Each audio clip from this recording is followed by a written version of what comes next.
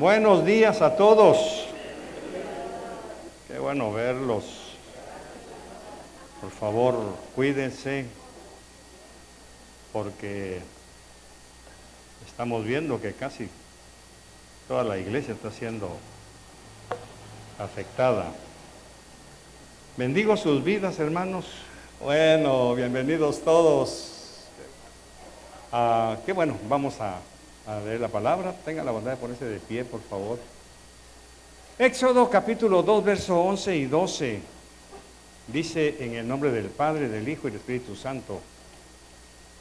Y aconteció que en aquellos días, crecido ya Moisés, salió a donde sus hermanos y vio sus duros trabajos. Y vio a un egipcio golpeando a un hebreo, a uno de sus hermanos. Entonces miró alrededor y cuando vio que no había nadie, mató al egipcio y lo escondió en la arena. Señor, muchas gracias por esta preciosa congregación. Gracias por traer a tu pueblo para que aprendamos una nueva lección de vida. Sabemos que cada día de prédica es una enseñanza diferente a la que nos das. Y hoy abrimos nuestro corazón, nuestra mente, para que tu palabra penetre en nuestro interior y nos haga vivir en otro nivel, de acuerdo a tu voluntad. Muchas gracias por esta preciosa congregación. Yo los bendigo, los honro, los considero superiores a mí y te doy gracias porque yo también soy oveja de tu prado. Gracias por las alabanzas, la adoración, los dones, Señor, que recuperemos los dones que en algún momento tuvimos en esta congregación, bañados por tu Espíritu Santo, para que no caigamos en religión, para que no caigamos en apatía espiritual, sino al contrario, que cada culto sea una experiencia enriquecedora para cada uno de nosotros y que nuestros jóvenes y niños vean en este lugar un paradigma para que no busquen en el mundo lo que les alegre y lo que les llene su vida. Muchas gracias por todo en el nombre de Jesús. Oramos una vez más por todos los que están quebrantados de salud.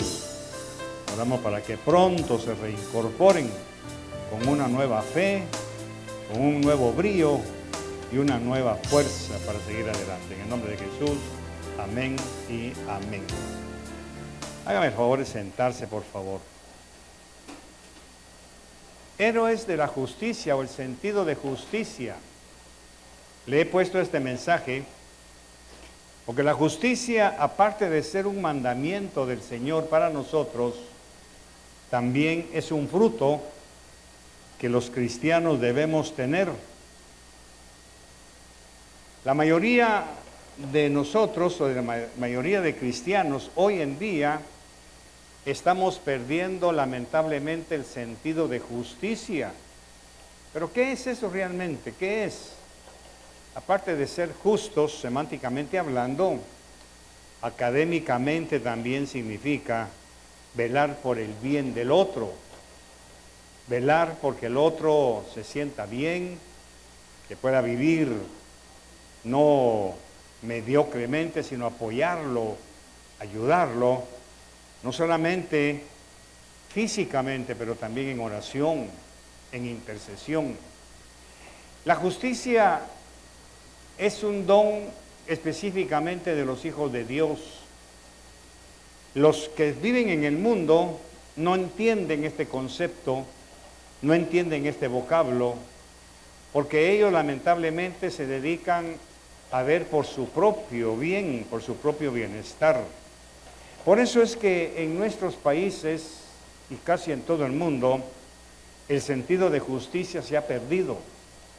Sin embargo, Dios nos recuerda a través de esta plática que todavía no ha perdido Él las esperanzas de que su pueblo pueda vivir justa y piadosamente, como dice Pablo. Ahora, en este concepto, la justicia no es santidad, es una acción, es algo que nos debe mover a todos nosotros a buscar el bienestar de los demás. La justicia es el sello del verdadero cristiano. Óigame bien, por favor. La justicia es el sello del verdadero cristiano. Por eso un cristiano, una persona nacida de nuevo, que no practique la justicia, que no busque ser justo, hay que averiguar en su corazón qué es lo que sucede con su encuentro verdadero con Jesucristo. Porque cuando nosotros nos encontramos con Jesús y llegamos al encuentro real y verdadero de la persona de Cristo, hay como una ósmosis. Él nos transmite esa virtud. Nace o tiene que nacer en nosotros un sentido de justicia, que no importa quién sea quien esté padeciendo alguna necesidad, alguna aflicción, algún momento como este en donde muchas familias están siendo afectadas. Una intercesión, una oración, un saludo. Es por eso que un cristiano sin sentido de justicia es de dudosa conversión. Por eso vemos a líderes y pastores de algunas congregaciones que se dedican a ayudar a los necesitados. No es que sobre el dinero, lo que sobra es compasión por los que sufren, por los que no tienen lo suficiente para estar bien, por los que están oprimidos por la pobreza y la miseria.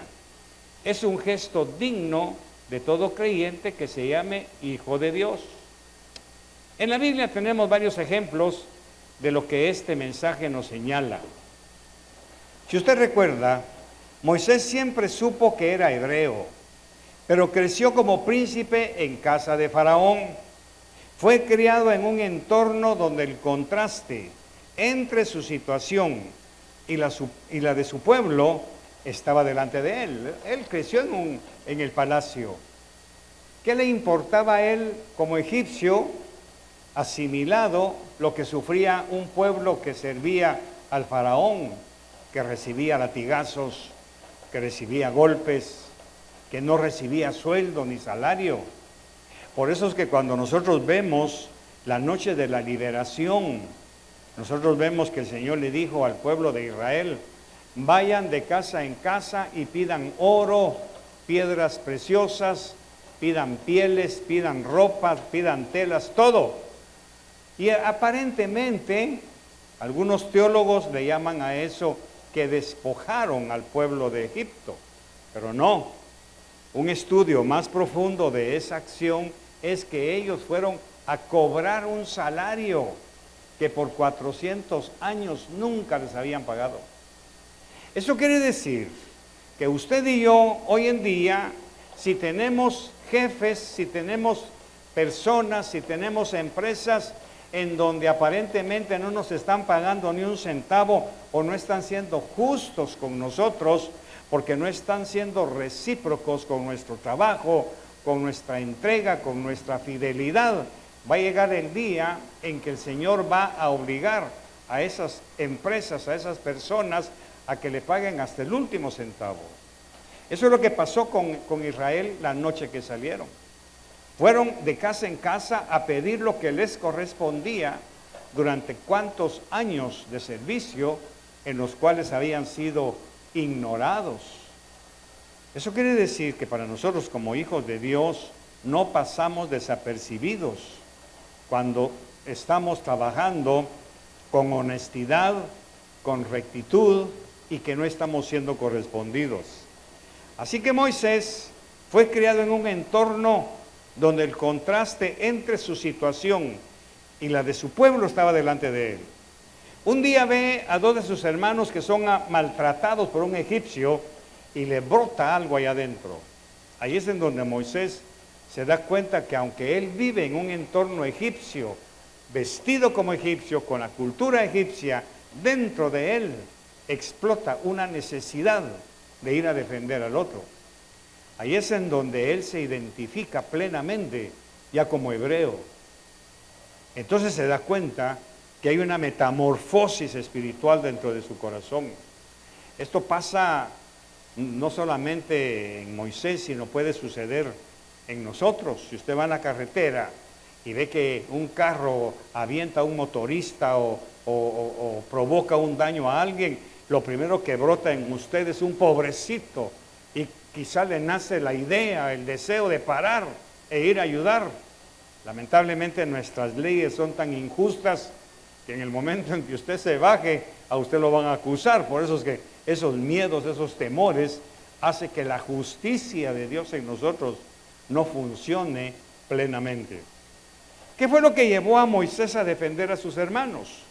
¿Por qué simplemente no se quedó en el palacio mirando sus estudios o aprendiendo a gobernar como faraón?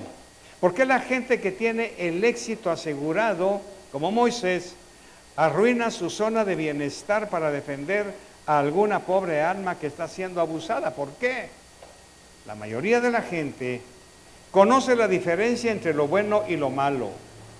No es que todos sean cristianos, ni que todos sean malos, ni que todos sean evangélicos. Hay una esencia dentro de nosotros que nos hace ver la injusticia. Usted puede estar trabajando y ve que tratan mal a un compañero de trabajo, automáticamente usted se solidariza. Hay una como empatía por esa persona.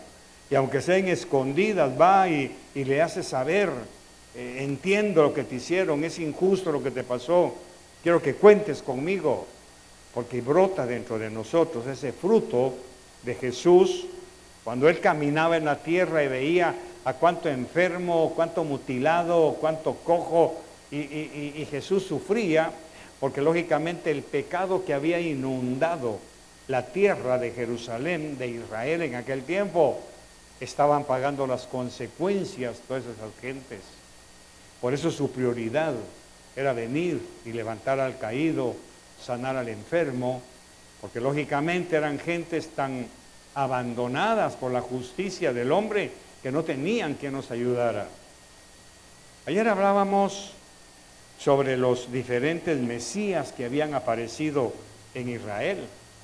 Para nosotros, los evangélicos de hoy, cuando oímos la palabra Mesías, se la aplicamos solo a Jesús. Pero usted debe saber que socialmente hablando, en aquel tiempo aparecían Mesías en cualquier momento. Cualquiera decía que con un poquito de visión, de carácter, de ganas, reunía un poco de gente y decía que él era el enviado de Dios para libertar al pueblo de Israel. Por eso es que usted entiende ahora por qué Juan le pregunta a Jesús, le manda a preguntar, ¿eres tú el que había de venir o esperamos a otro? ¿Qué indica eso? Ahí tenemos una explicación escondida. En aquel tiempo habían aparecido Mesías por cualquier lado. Incluso Gamaliel lo dice. No peleen contra esta gente, porque vino fulano, reunió 400 hombres diciendo que era el Mesías y se acabó. Vino Teudas y también reunió gente y también se terminó. ¿No será que si pelean contra ellos estarán peleando contra el mismo Dios? O sea que incluso Gamaliel, que era uno de los sabios de aquel tiempo, había visto ya aparecer varios Mesías. Y la palabra de Juan nos hace ver eso. Él mismo en un momento de crisis cae en la duda. ¿Eres tú al que esperábamos o esperamos a otro? Entonces, ¿cómo hizo Jesús para demostrar su mesianismo? Hizo milagros. Eso quiere decir que los otros mesías falsos no tenían esa capacidad que Dios le había dado a Jesús como el sello de su ministerio. Usted y yo, como hijos de Dios, tenemos ese sello dentro de nosotros. Usted no puede pasar desapercibido ante la necesidad, el sufrimiento, la carencia de alguien. Por eso Santiago nos dice, ¿por qué le dices a tu hermano que le vaya bien si teniendo no le das? Quiere decir, la justicia no está operando en ti. La justicia de Dios. Por eso, desde hace 20 y pico de años que nació esta congregación de fe, lo primero que enseñamos es que compartiéramos, que usted venga con algo de su casa. unos 2 plátanos, un pepino, un plátano, un par de huevos, lo que sea, para alguien que el Espíritu Santo le indique, porque hemos aprendido y hemos enseñado que no es la ropa lo que muestra nuestro bienestar. Nosotros podemos estar bien vestidos, pero por dentro podemos estar anhelando un deseo, una necesidad. Alguien que no tenga para su almuerzo, alguien, pero no lo publicamos, no lo mostramos por muchas razones, pero el Espíritu Santo conoce. Y esa es la razón por la cual la justicia debe mantenerse flotando sobre cada uno de nosotros. Así que la mayoría de la gente que conoce la diferencia entre lo bueno y lo malo, no forzosamente tienen que ser cristianos.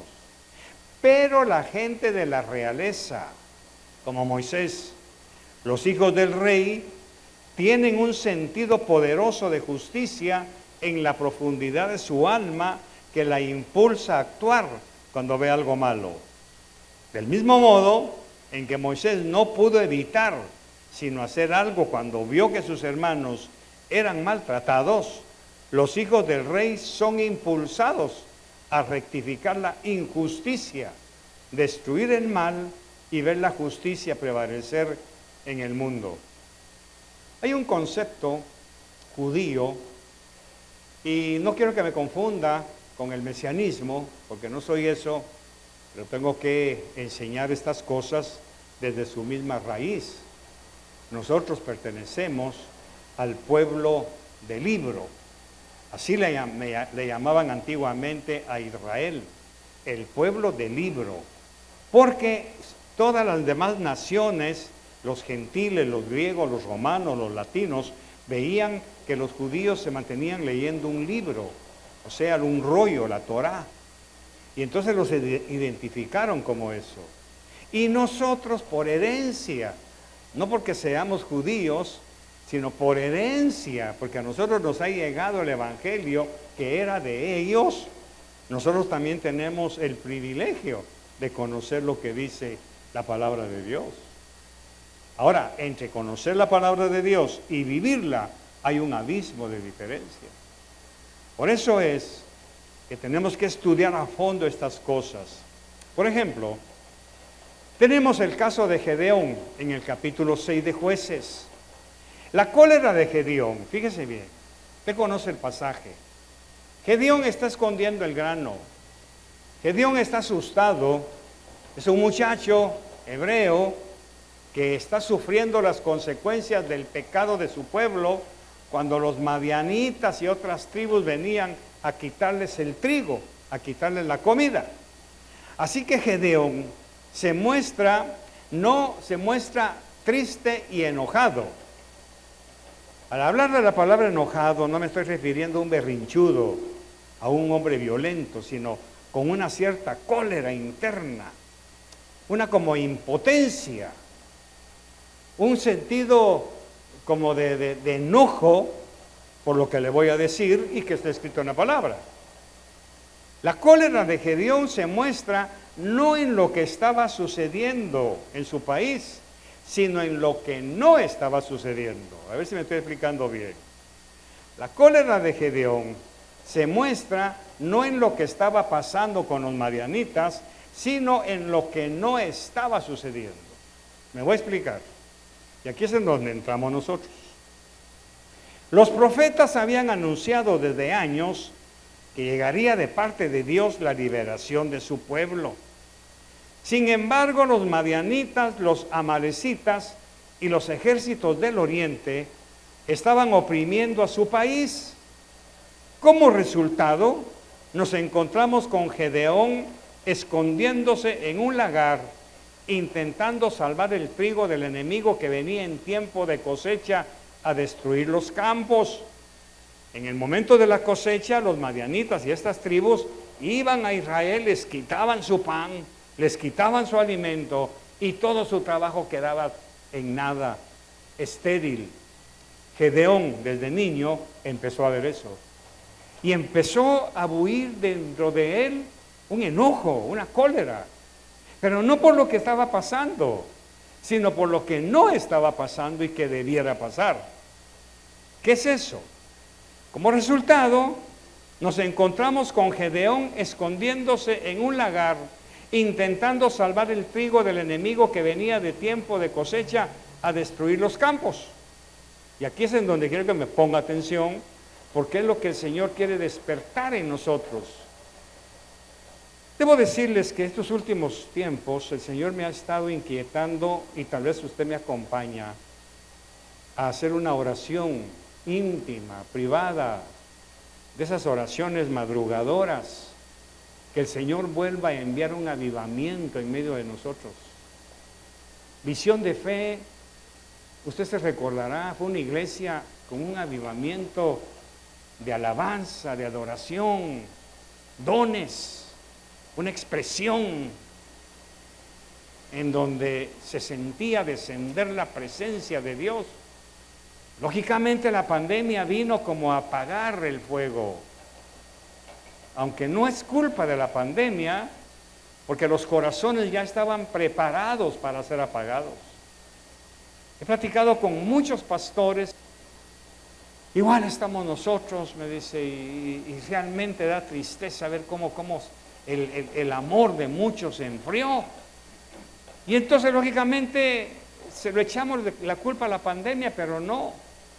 Ya el pueblo ya estaba adormecido y el pueblo necesitaba una sacudida para despertar en aquellos que tenían sed y hambre de la palabra. Porque algunos perdieron el hambre, algunos perdieron la sed. Por eso Jesús dice, el que tenga sed, venga a mí, y yo le daré a beber del agua de la vida. El que tenga sed. Mucho pueblo ya no tiene la sed de la palabra. Ya no tiene ese deseo, esa emoción, ese deseo interno que es el motor de un avivamiento. Claro, hay un último avivamiento que va a venir sobre la tierra, pero yo no estoy hablando de la tierra, estoy hablando de mi congregación. Quitar esa apatía, quitar ese conformismo religioso, porque estamos regresando a los tiempos de Israel cuando llegó Jesús. Y quiero preguntarles, ¿cuántos esperaban la venida del Hijo de Dios? Solo 3 personas: Simón, la viuda del templo, y quizá María. 3 personas, ¿en cuántos millones? Todos los demás estaban tranquilos con su religión, con sus sacrificios. El templo era su epicentro, de tal manera que llegaron a cambiar la adoración a Dios por el templo. Por eso cuando usted escucha hablar a los apóstoles y les dicen a Jesús, los amigos de Jesús, mira las piedras, Señor, qué hermosura de templo tenemos. Y Jesús les dice, de esto no quedará ni piedra sobre piedra.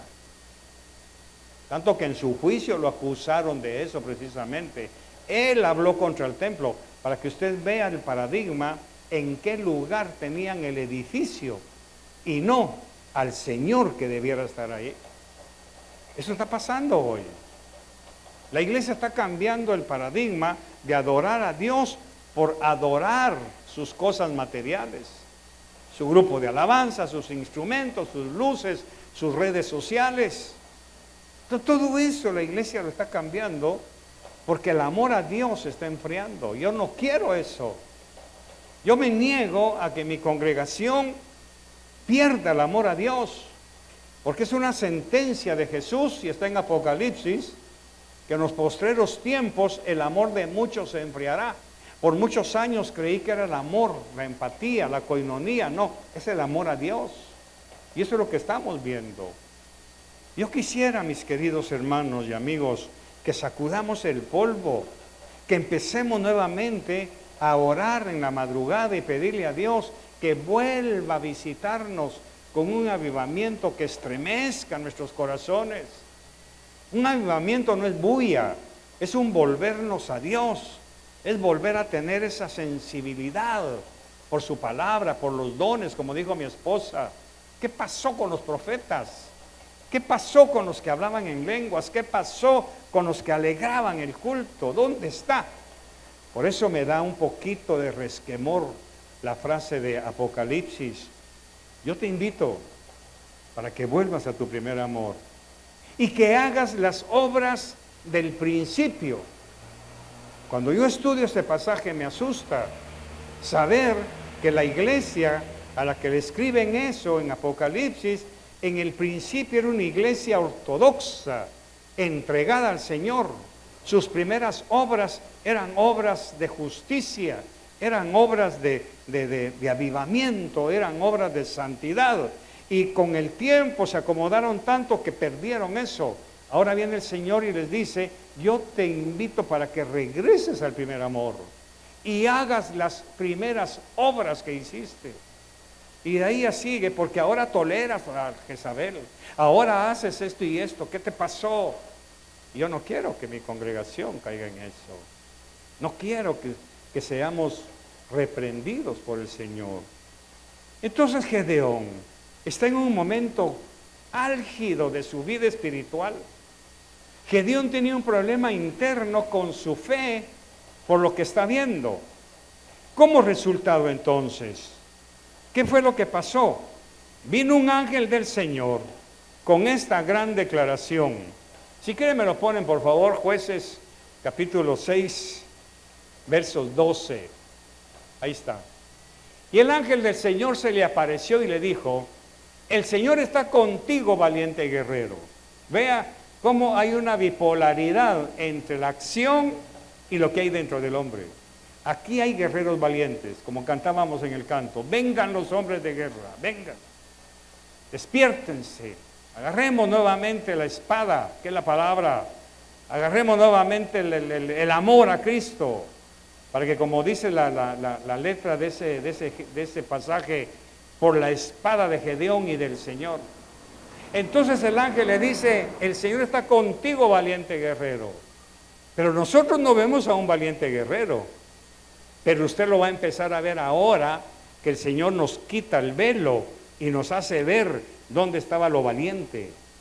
Lo valiente no estaba en la fuerza física. Lo valiente de Gedeón no estaba, hermanos, en su trinchante para matar un montón de madianitas. Lo valiente de Gedeón no la está viendo el ángel, que es lógicamente el enviado de Dios. No lo está viendo en un cuerpo, ni en un músculo, ni en un carácter irascible. Lo valiente de Gedeón está ahí adentro de él. Y ahorita va a aprender dónde está lo valiente. Y eso es lo que necesitamos nosotros, sacar lo valiente de cada uno de nosotros, hombres, mujeres, jóvenes, lo valiente. Y luego sigue diciendo en el verso 13, por favor, entonces Gedeón le respondió, aquí está lo valiente. Ah, Señor mío, si el Señor está con nosotros, ¿por qué nos han ocurrido todo esto? Ahora, ¿qué es lo que usted ve ahí? Una oración de rodillas, con las manos juntas, con una entonación religiosa, algo así como con bemoles y toda la cuestión. No, aquí hay un momento de ira, un reclamo, una situación en la que Gedeón está aprovechando para desahogar ese volcán que lleva adentro, esa explosión interna de frustración, de enojo, no contra Dios, no, porque veamos lo que dice. ¿Por qué nos ha ocurrido todo esto? ¿Dónde están sus maravillas? ¿De quiénes? Del Dios que tú dices que está conmigo. ¿Dónde están las maravillas que nuestros padres nos han contado diciendo, ¿no nos hizo el Señor subir de Egipto? ¿Dónde está eso, Señor? Y aquí es en donde empieza el sentido de justicia que tendría que brotar. Señor, ¿dónde está el avivamiento? ¿Dónde está la prosperidad que tanto nos has ofrecido? ¿Dónde están los milagros que veíamos desde el principio? Cuando toda la iglesia, Señor, iba como un solo grupo, como un solo cuerpo, compartiendo la comida, compartiendo ropa, compartiendo zapatos, compartiendo milagros. ¿Dónde está eso? ¿Qué se hizo? Eso es lo que el Señor quiere despertar en nosotros. sacarnos de ese marasmo religioso, de ese adormecimiento y traernos a la memoria. ¿Dónde están esos milagros? ¿Dónde están aquellas cosas? ¿Dónde está la justicia que hubo un tiempo en nuestros corazones? Entonces Gedeón le dice, entonces Gedeón respondió, ¿no nos hizo el Señor subir de Egipto? Eso fue lo que le contaron sus padres. Pero ahora el Señor nos ha abandonado y nos ha entregado en manos de los madianitas. Eso es lo valiente de Gedeón. Lo valiente no es el valor de la mano, es el valor de confrontar lo que hubo antes con lo que hay ahora. Señor, ¿por qué hay tanta deuda en nuestra familia? ¿Por qué hay tanto? ¿Por qué no abunda el dinero? Nosotros no tenemos nada que ver con el euro. No tenemos nada que ver, Señor, con las euromonedas, ni nada de... Nosotros vivimos de las finanzas del cielo, de nuestros diezmos, ofrendas y toda la cuestión. Pero ¿qué está pasando con nuestras finanzas? ¿Qué está pasando con nuestro bienestar?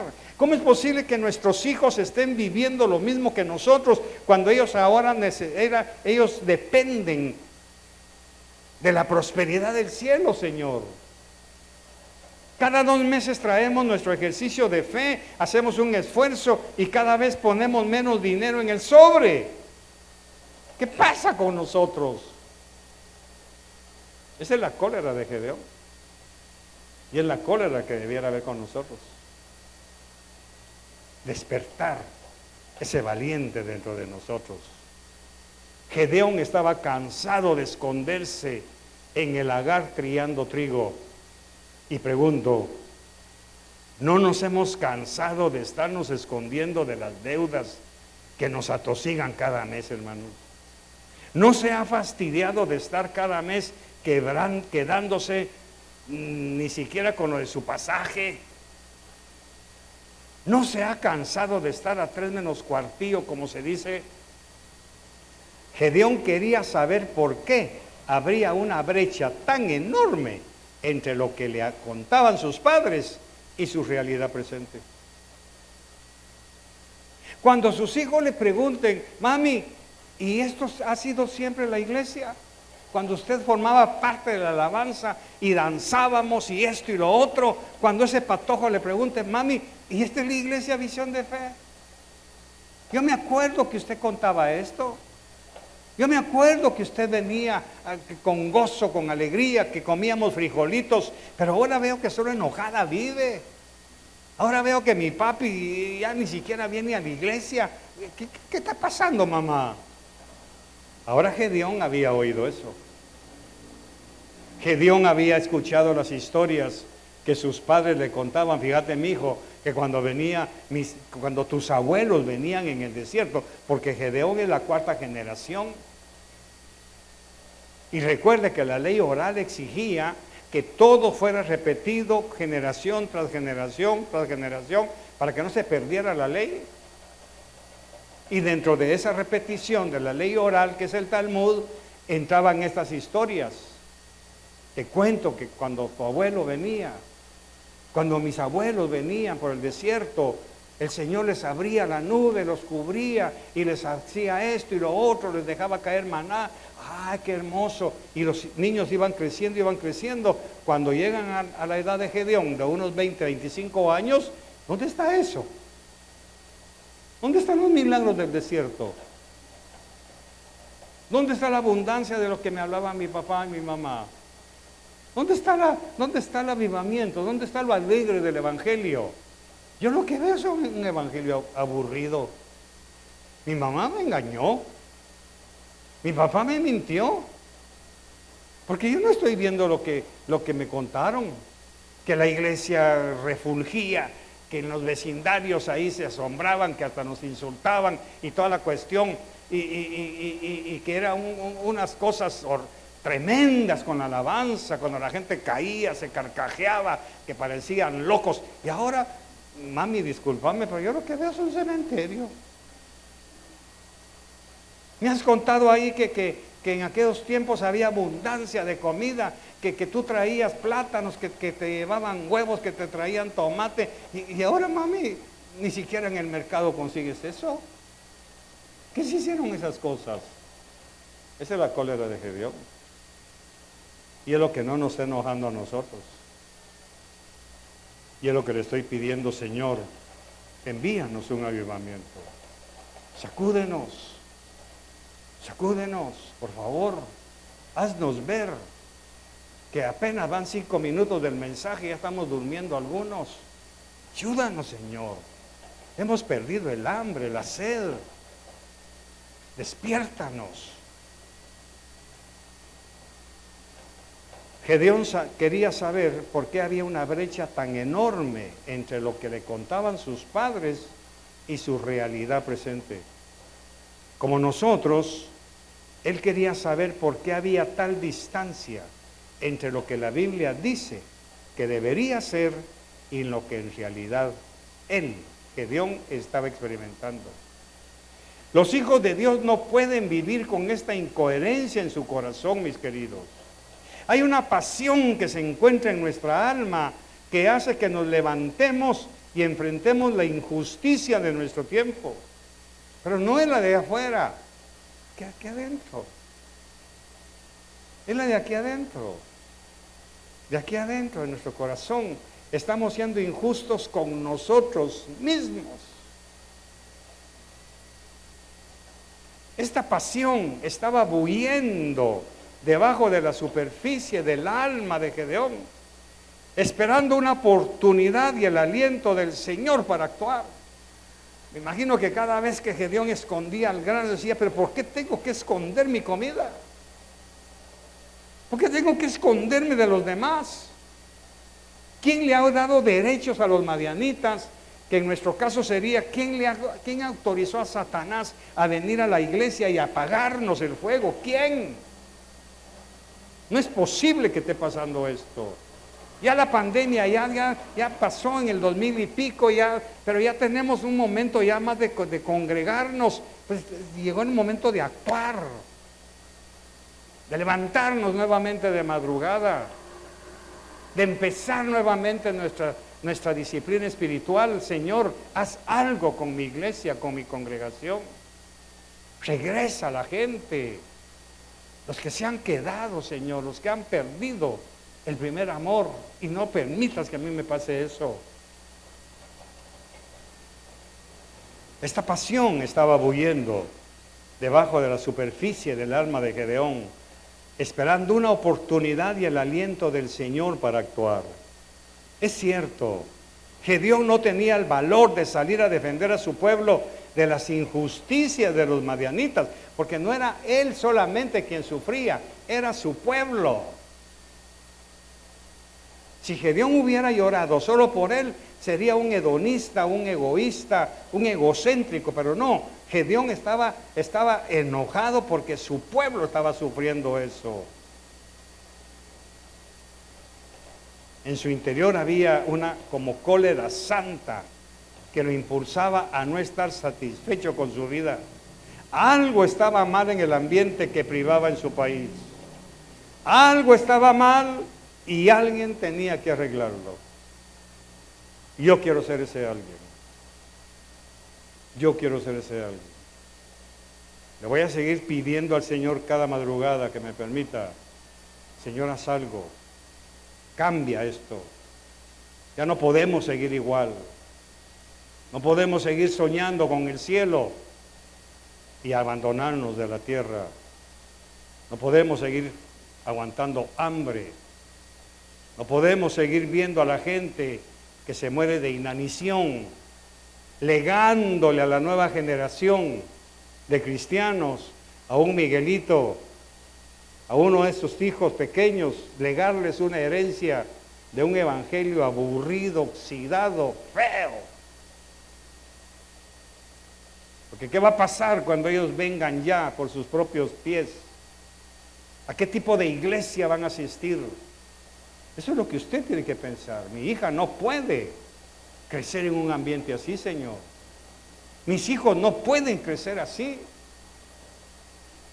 Porque las cosas dentro de 10 años, cuando ellos ya tengan su propia definición, ¿qué van a ver? ¿Qué Dios van a conocer? Veamos primera de Samuel, o primer libro de Samuel, capítulo 11, versos 1 en adelante. Aquí tenemos otro caso, de un hombre que no forzosamente era un paradigma de perfección, ni de santidad. Pero el Señor me lo puso como ejemplo para que usted vea que no se necesita ser perfecto para luchar por la justicia. Y subió Najas amonita y sitió a Jabes de Galaad. Y todos los hombres de Jabes dijeron a Najas: haz un pacto con nosotros y te serviremos. 2. Pero Najas amonita les dijo, lo haré con esta condición, que a todos vosotros os saque yo el ojo derecho, así haré que esto sea una afrenta sobre todo Israel. Quiero humillarlos. Y los ancianos de Jabes le dijeron: danos 7 días para que enviemos mensajeros por todo el territorio de Israel. Y si no hay quien nos libre, nos entregaremos a ti y nos sacas el ojo derecho. En aquel tiempo, sacar el ojo derecho significaba dejar sin visión a la gente. Porque por lógica, el ojo derecho es el que mejor visión tiene. Al sacarlo, los dejaban miopes. Entonces los mensajeros fueron a Gibeá de Saúl y hablaron estas palabras. Gibeá de Saúl era una aldea. Y hablaron estas palabras a oídos del pueblo. Y todo el pueblo alzó la voz y lloró. 5. Y sucedió que Saúl, aquí viene, imagínense, Saúl regresaba del campo detrás de los bueyes, venía del trabajo, y dijo: ¿qué pasa con el pueblo que está llorando? Entonces le contaron las palabras de los mensajeros de Jabes, y le contaron todo lo de Najas. Y el Espíritu de Dios vino con poder sobre Saúl al escuchar estas palabras, y Saúl se enojó grandemente. Hagamos un alto ahí, hermano, déjeme ahí. Y el Espíritu de Dios vino sobre cualquiera de nosotros al ver la condición. Ahí está el problema. Ni el Espíritu Santo nos está sacudiendo como para hacernos ver: esto no es normal, mis queridos. Ustedes no han sido así. Ustedes nunca habían vivido de prestado. Ustedes nunca habían dependido de una canasta de un presidente tal. Ustedes nunca habían esperado que el gobierno les mande comida. ¿Qué pasó? ¿Qué ejemplo le están dando a sus hijos?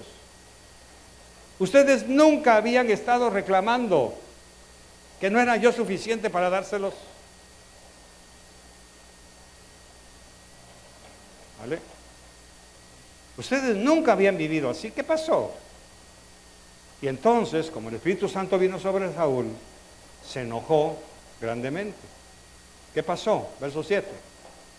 Y tomando una yunta de bueyes, mire el ñeque de un cobarde, de un pusilánime, pero que con el poder del Espíritu Santo ese hombre encendió en fuego. Y dice que agarró una yunta de bueyes, o sea, 2 bueyes, los cortó en pedazos. Échele fuerza a eso. Y los mandó por todo el territorio de Israel. Los cortó en pedazos y los mandó por todo el territorio. Y les dijo: así se hará a los bueyes del que no salga en pos de Saúl y en pos de Samuel. Entonces el terror del Señor cayó sobre el pueblo y salieron como un solo hombre. Y los contó en Besec, y los hijos de Israel eran 300,000 y los hombres de Judá 30,000. ¿Dónde estaban estos hombres? Dormidos. Dormidos. Estaban cómodos, esperando a ver si se dejaban sacar el ojo derecho, esperando a ver si les daban una tortillita con sal, esperando que viniera agosto para ir a vender mango con chal, con ese polvo al majagual, con alguaste. esperando que vinieran ahí las fiestas agostinas para ir a ver todos a la rueda de Chicago. Y deseando un algodón de azúcar. Esperando. Pero ¿de dónde tela si no había araña? O sea, ¿de dónde si no hay? Otro dicho chapín, ¿y con qué cáscaras si no hay huevos? Eso ya no es para nosotros. Ya no es ni para usted ni para mí. Y entonces, ¿qué pasó con Saúl? Saúl fue y defendió. Ahora Saúl no es ningún santo. No se necesitaba ser un consagrado. En este momento Saúl fue llamado a ser rey, pero anda escondido. Es otro mensaje que está escondido ahí para más adelante.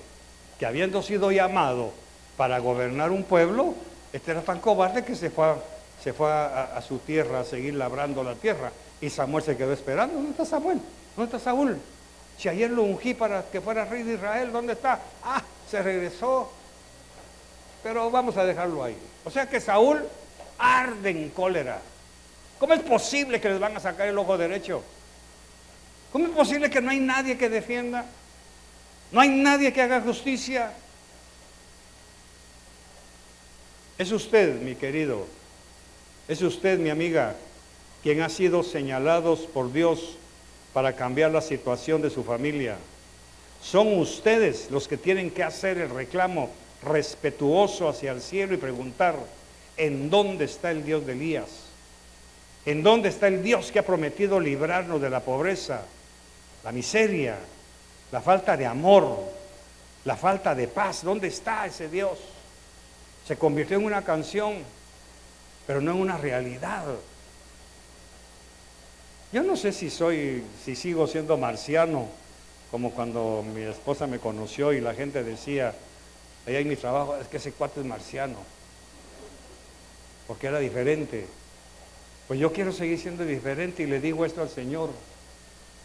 Señor, tú no nos puedes dejar así. ¿Cuándo podremos volver a hacer eso? ¿Cuándo? ¿O será que el Dios de aquel tiempo ya no es el mismo Dios de ahora? ¿Será que ese Dios ya maduró, ya dijo, bueno muchacha, ya me cansé?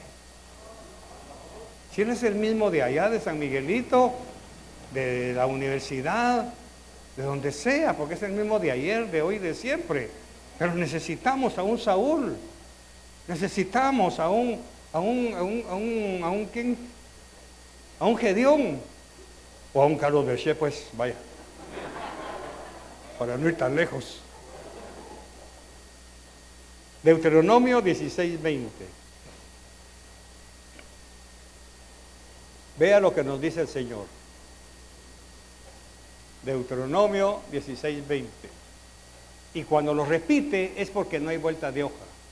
La justicia, y solo la justicia buscarás, para que vivas y poseas la tierra que el Señor tu Dios te da. La justicia, y solo la justicia buscarás. No el dinero solamente, no los estudios, no el título, no, también y especialmente la justicia. Y viendo esto, se me abre un panorama. No es justo que sus hijos no conozcan al Dios de Elías. No es justo que sus sobrinos no conozcan al Dios de Elías, al Dios que usted conoció, al sanador, al redentor, al salvador, al que lo levantó hace años. No es justo.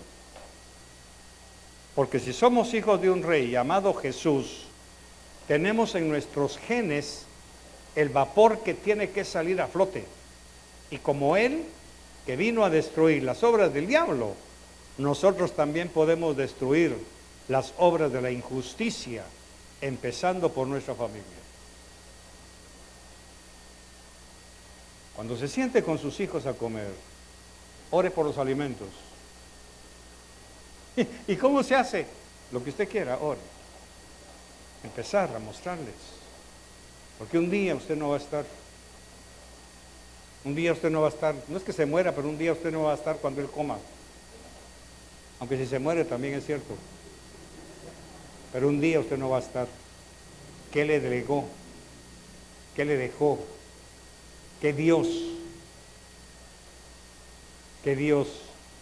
le va a agradecer por la comida?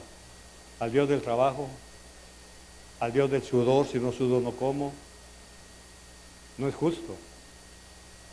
Estamos viviendo, mis queridos, la misma generación que vivió Josué cuando Josué entregó la tierra. Mi casa y yo serviremos a Jehová. Miren ustedes a quién sirven. Y dice la Biblia que esa generación ya no conoció los hechos de Dios. No es justo. La justicia es un fruto, es una necesidad que debemos cultivar. Nos debe arder en el corazón ver que la nueva generación no está conociendo un avivamiento espiritual, no está conociendo los milagros, no está conociendo las respuestas de un Dios que a nosotros en nuestro tiempo apenas le terminamos de pedir cuando ya venía el milagro. No es justo que ahora sus hijos tengan que estudiar y trabajar duro para comer el pan cuando usted lo comió por gracia y misericordia. No hablo que no estudie, no hablo que no trabaje, tienen que hacerlo, pero que no tengan a ese Dios como motivo para vivir. No es justo, mis queridos, que su hijo tenga que esperar el aguinaldo para comprarle un nuevo par de zapatos. No es justo, porque eso no fue lo que hizo Dios con nosotros. No es justo que su esposa tenga que levantarse a las 5 de la mañana, hacer un montón de cosas para sustentar su casa. No es justo. Y termino, no es justo que tengamos esa cara, hermano, de sueño. Ay, amén, Señor. Amén. Decía amén, amén, amén. Así que, ¿qué piensa hacer? ¿Qué piensa? Porque van a venir nuevas familias. Eso lo tengo yo bien, eso lo tengo bien visto. Acuérdense que en la pandemia el Señor me dijo, se va a ir una familia. Ya van 2, 3. La pandemia me lo dijo y yo se los dije. El Señor me dijo esto, esto y esto. Así que no me agarran de sorpresa. Bueno, la justicia. No es justo que seamos o que estemos en esta condición. Amén.